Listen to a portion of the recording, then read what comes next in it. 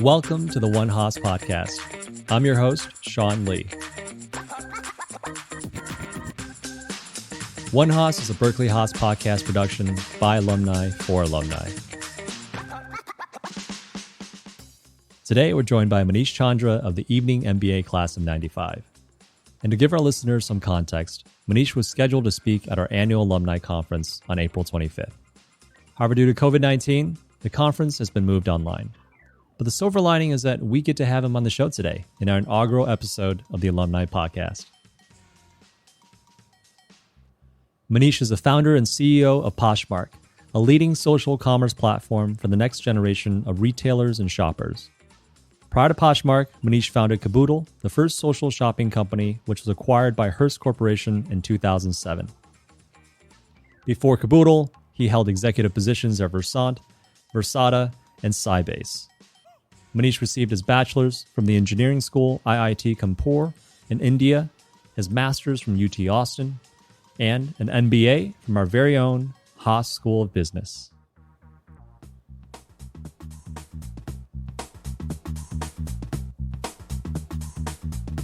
Welcome to the show. Thank you so much. Thanks for having me, Sean. Manish was born in India and moved to Austin, Texas when he was 19. He grew up in small towns in India where his father was a judge, his mother was a homemaker, and his grandfather was an entrepreneur, which made for a very interesting childhood.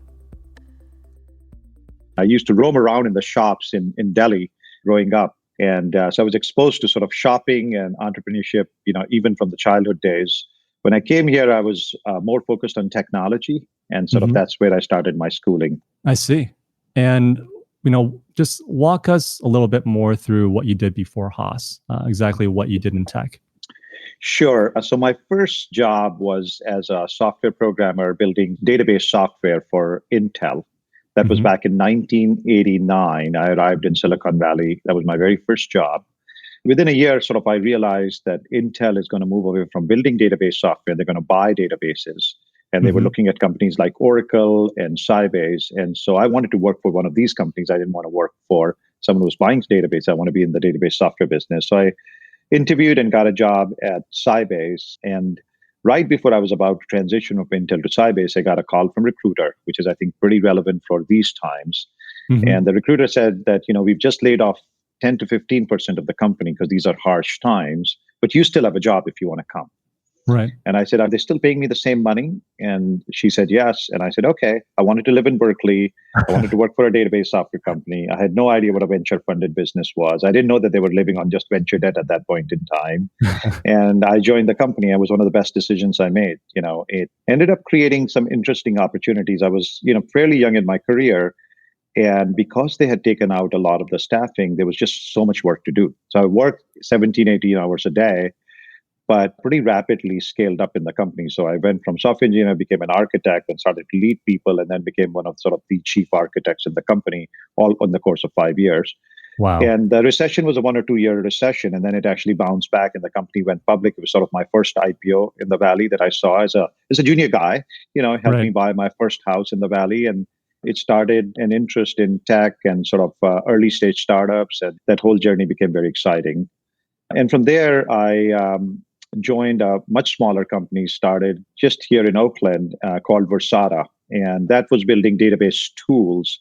And we went through both the boom of 2000, but prior to that, a depression in 98, and then the depression of 2001. And so I saw the full thing. We grew from 8 people to 600-person company, took the company public at the peak of 2000. And by end of 2001, the company had shrunk dramatically because of the recession that was going on and 9/11.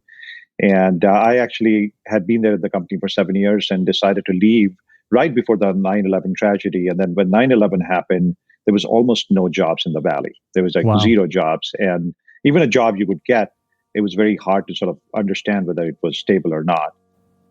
And for any listeners who may have forgotten the timeline, the tech bubble had bursted in March of 2000.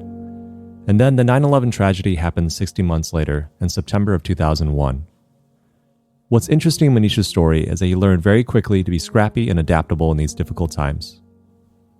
So I took a step back. I had 2 young kids. I had a mortgage. I had to figure out what to do. Right. And what I did was I created, I think, a human time-sharing system of my skill set. So I would go to different CEOs and, I was trying to get consulting gigs from them. And they'd say, I don't have any budget. I love you, but I don't have any budget. I said, how much budget do you have? And they give me a small number, which would probably pay for like a day and a half of my time. I said, why don't I work for you a day a month? And so collecting this time sharing thing, I was able to market myself for about twice my previous salary. So I was making twice that money and I was time slicing myself. So I became the AWS of product management and marketing in Silicon Valley.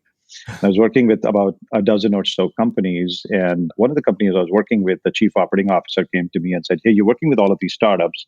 And for a set of reasons, we would like to sort of merge with another company or buy a smaller company, which can help accelerate growth. Mm-hmm. And so I ended up thinking through, and one of the companies I was working with was really a partner. So I ended up playing a role of an investment banker the next year and brought these companies together. This company acquired the company, and I joined them as the VP of marketing. And in that journey of 2 years, I ended up spending some time. We bought a home and we were remodeling it. And from there, sort of my insight was that the entire shopping experience was quite broken. Right. And I sort of had this insight of creating this collaborative social experience. And I kept writing thoughts around it, product strategy around it. I just kept throwing them away. I said, I'm an enterprise software guy. What business do I have to do something consumer? I don't know anything about it. Mm-hmm. But after 6 months, the bug wouldn't go away. It just would not go away. Around what year was this? This was late 2003, early 2004. So a long time back. And, so many of my use cases are sort of things we do even at Poshmark, but sort of are very advanced looking. And what happens when you have an idea is you start to feel like everything looks like a nail to your hammer. So it felt like it would solve world hunger. So I said, man, this is not like working. I can't sleep without it. I have to do something. So that's sort of how the Kaboodle journey sort of started. I see. Before we jump into Poshmark, I really want to hear, I'm sure our listeners are curious as well, what led you to Haas? Were you working at Sybase at that time, or were you still at Intel when you were doing the evening program?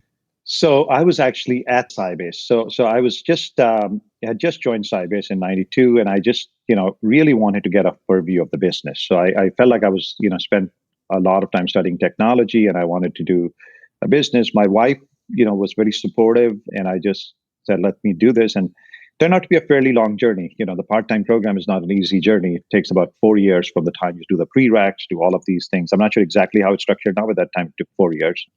And so I worked and went to school, and Haas in those days, back in 92, 93, was actually not located on campus. It was located in the Tenderloin area. And so my distinct memories are walking over people going to classes in the evening, and then sort of walking as groups and getting everyone into their cars before I took Bart back home.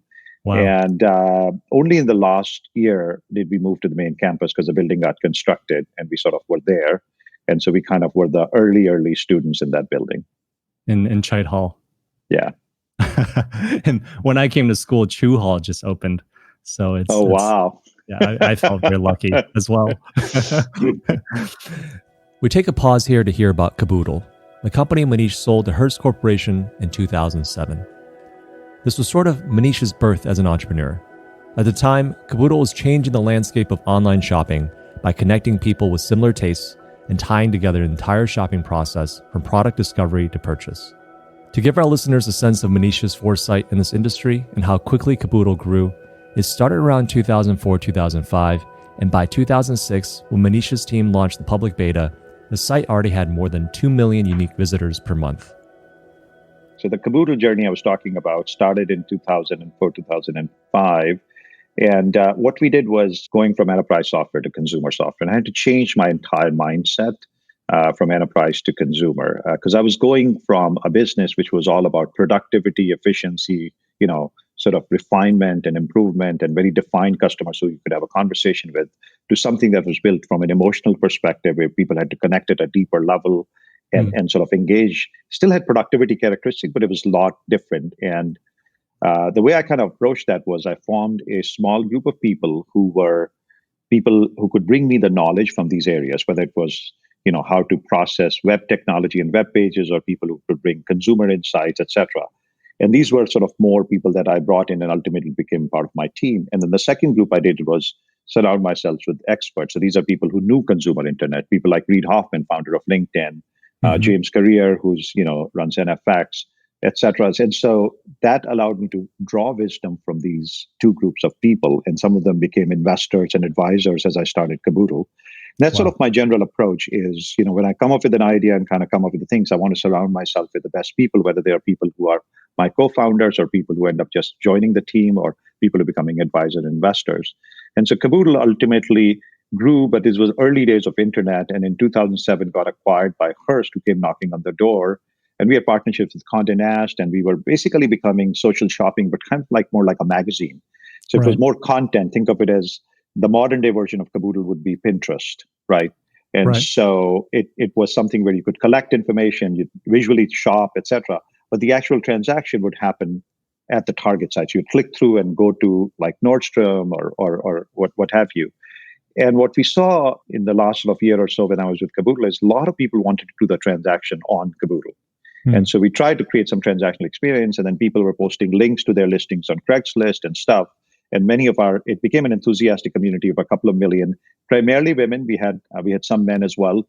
And they were basically sharing shopping, engaging with each other, and wanting to transact, but couldn't really transact effectively on the platform. We had some HTML that it could cut and copy, but it was not sort of super simple. So end of 2009, like 6 months or so before I was leaving Kaboodle, another person and I sort of were conceptualizing what would make sense. And one of the ideas we came up with at that point was sort of this vision of how to redefine shopping and make it much more like magazine where people could buy and sell from each other. It's very visual, but everything else under the cover is taken care of for you. So you don't have to worry about shipping, payments, returns, anything else. And mobile was just starting to happen in 2009. It was not sort of there. You still were on iPhone 3. So when I looked around, I said, in 2009, I said, there's no easy way to create this content. We'd have to go license it from Nordstrom. Maybe you can license from Kaboodle if I left Kaboodle. But just there was no easy way. It's kind of put the idea on hold. Right. Then fast forward to 10, it was spring of 10. And I said, next business I want to do is largely in the intersection of fashion and technology, because Kaboodle had been a journey where I was passionate about community, but it taught me some about fashion. And certainly this intersection of technology, fashion, and community came together in Kaboodle. But I also thought that for this round, I want to really partner with someone who understands fashion. And certainly I had lots of people who understood technology, and I understood product, technology, fashion, business, at a higher level. So I intentionally sought out groups of people who could work through. And I said, what are the co-founders I want to create? And I didn't have a concrete idea at that point. It has to be sort of natively be there in fashion. And on the technology side, my mindset was to partner with some of my old co-founders from Kaboodle and then maybe find someone else. And so just kept looking at different things. And my first investor, Mayfield, introduced me to my co-founder, Tracy's son, who came from a deep fashion background. So she grew up in the New York fashion thing, was a merchant, with the founding of a couple of different fashion brands, had done some fashion tech and just relocated to the Bay Area. And I met with a bunch of people, and it was harder to meet fashion people at that time in the Bay Area. Still is hard. And Tracy and I instantly clicked. And so I convinced her to sort of join this journey with me, and she joined there. And then I ended up partnering with a couple of folks who are my co-founders who come from a deep tech background, Chetan and Gautam. And that's sort of how the journey started. And as we were visiting different ideas that I had, I was on a vacation and I saw iPhone 4, which was sort of the first high-res device and a high camera. And I saw this friend of mine who was able to take the picture of birds. We were on vacation and immediately post it. And sort of that fast speed of upload, beautiful rendering gave me the thing that this thing is really a device where can finally see creation of content, etc. And then I was at my son's high school game, and the high school homecoming queen talked a little bit about how she had thrifted this dress and she's wearing this beautiful yellow dress. And all of that clicked and brought me back to this idea, which I was looking at about a year and back. And so I brought that idea forward, and now the technology was ready. And I went to Tracy and the other folks, and I said, guys, this is the thing. And before they were pushing back on the different ideas I had, but this one, they just kind of latched on to say, this is the thing. And then Tracy quickly came up with some of the mocks, which are still sitting in. If you come to my Poshmark page, you can see some of that stuff. And just it became so real very quickly, and we couldn't find any flaws in the ideas. So we started to move very rapidly.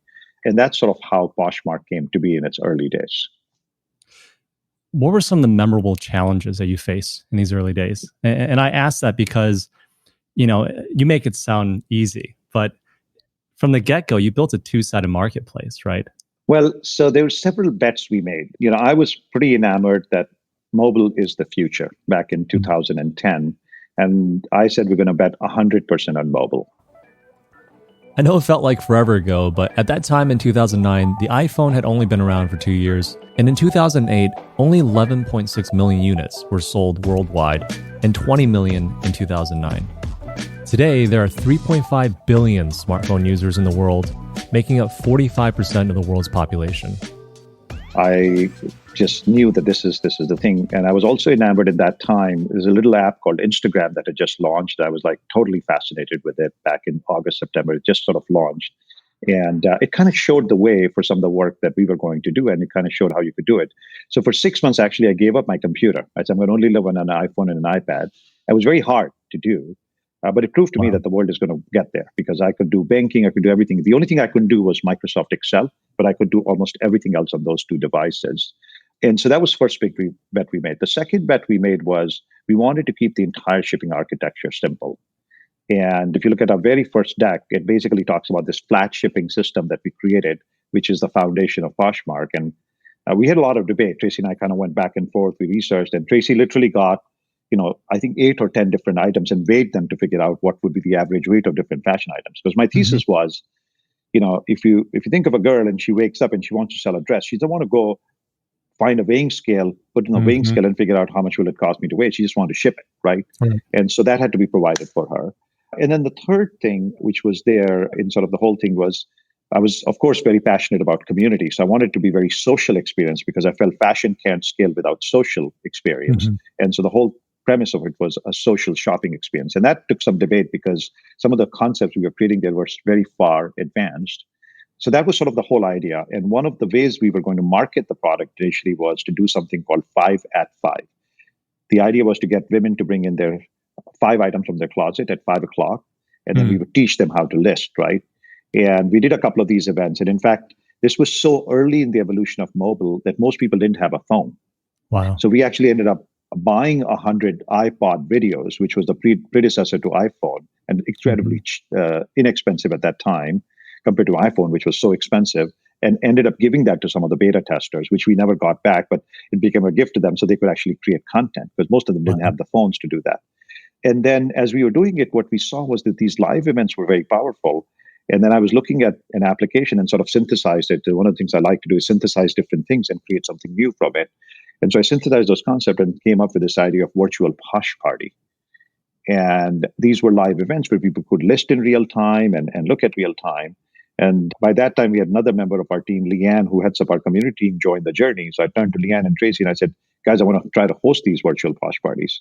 And so they brainstormed and started to basically post stuff on Facebook to get users at the system. And literally we would take a picture of a stick-it note and say, this is a party. It's like a tops and dresses party. And Tracy would stand here, Leanne would stand here, they'd take a picture, and that's how the parties would start. And initially, like 3 users would show up for this thing. And you couldn't even shop there because we didn't have payments built up. But people would come, and we started to get almost like full-time engagement. Parties would run for an hour, and they'd just sit there, wait, and look at everything. And people would start to list at that time, and they'd grab some wine glasses and sit offline. Somebody would, send their kids with their husband and sort of be attentive to the party all the time. So it was a pretty engaging experience. And we were initially going to launch, I think, in September or October. And I said, I can't launch without this. Right. And we have to productize this. And there was no productization. So that was one of the hardest productization exercises because there was nothing like that in the world. And it took so many stresses and breakage, and designers were frustrated. But finally, we got it all ready and shipped it out in December of 2011 is when the app first hit the market as an iPhone app with Posh Parties in it, with the ability to buy and sell. And we didn't know what would happen because there was no marketing tool. But the thing which we saw from day one was that every user who joined the system, who started to become active, would spend somewhere around 20 minutes on the app. Wow. And many of them were both buying and selling, despite there was no search button. There was like very little. So you had to actually browse through literally the whole feed to find items, and items were selling. And even though there was no marketing tools and there was a lot of stuff with postage and payments and other things, it just gave me the confidence that this thing is going to fly. Because the number one rule for any consumer business is deep user engagement, because you can't buy that. You can figure out a way to pay to get growth, but that deep consumer engagement is either a characteristic of something you built where you tapped into a natural need or not. Right. That's amazing. Actually, that answers my question. Your buyers are also your sellers.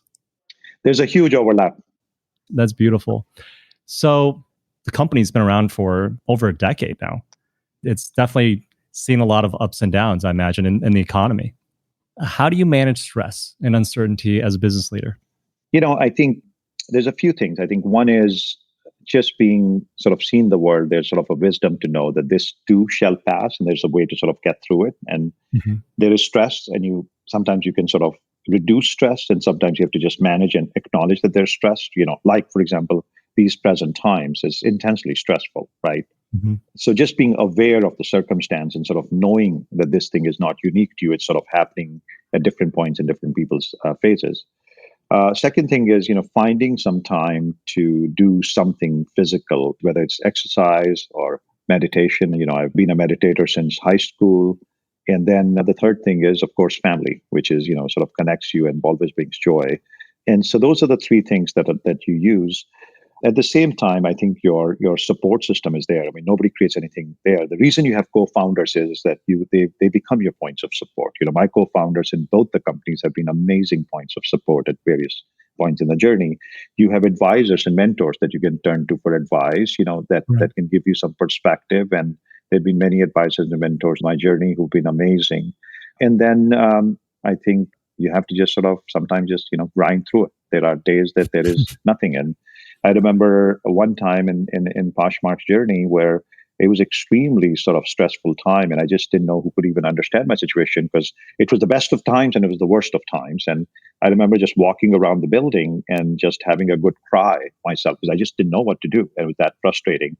And then it was fine, just went back and started cranking it out.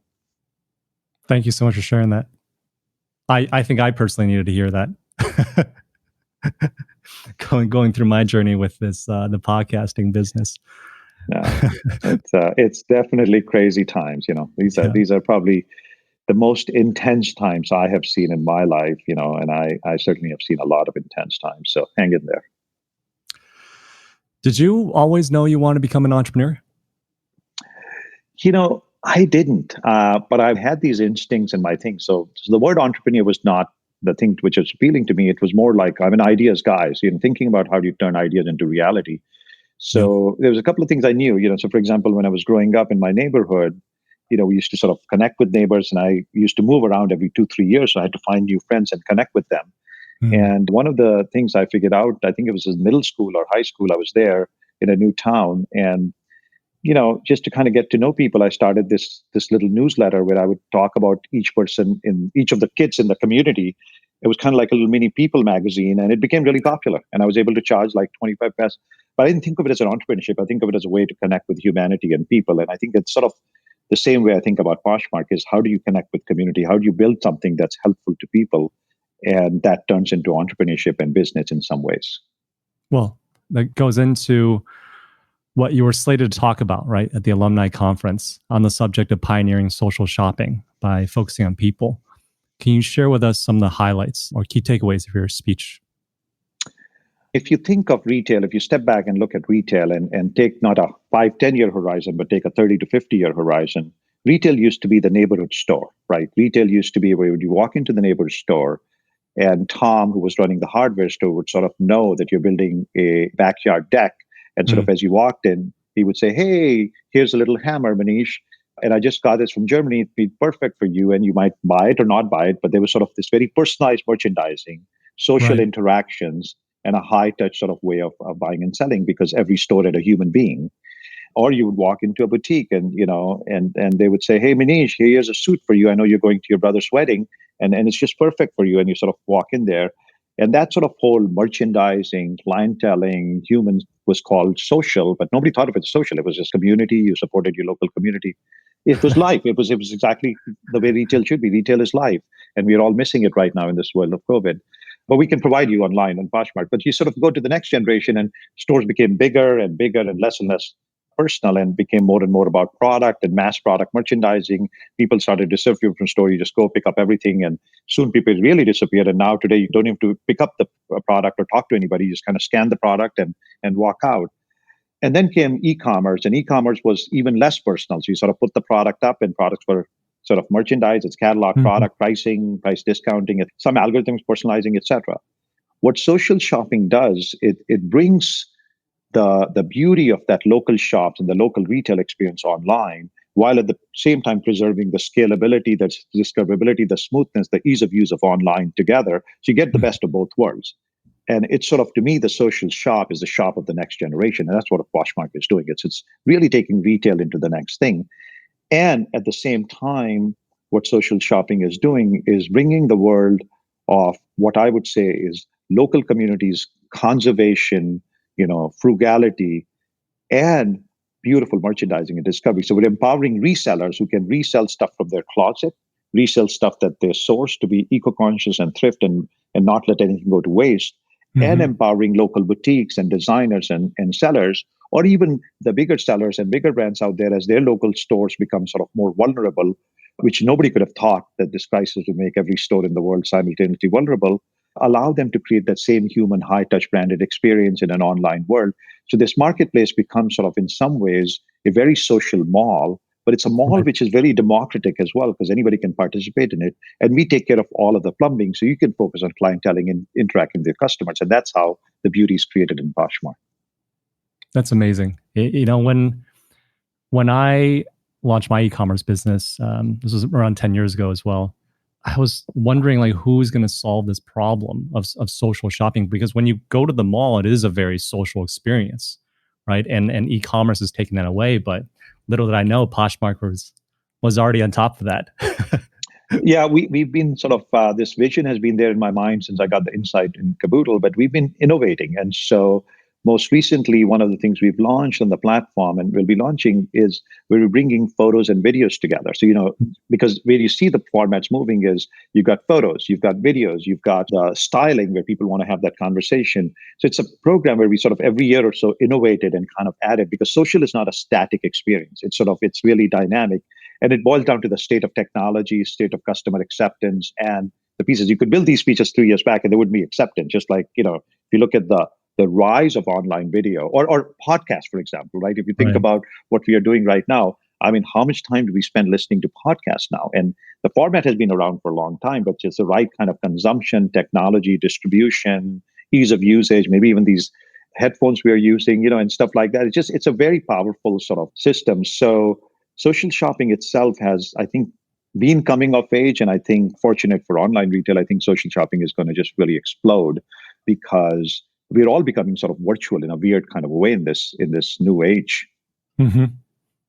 So to that point of, the current environments, especially for Haas graduates, what advice do you have for future Haas leaders? Or, what advice would you have given yourself at graduation? And I have to preface this with the fact that you've seen probably at least 3, if not 4, Mm-hmm. downturns in your Mm-hmm. lifetime, in your time in Silicon Valley.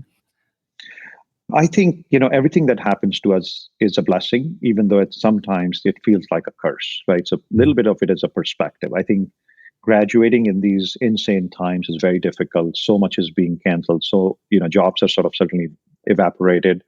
We have one of the highest unemployment rates in the country and potentially in the world. You have to step back and say, what do I do? I've just spent, multiple years retooling myself to be ready for something amazing.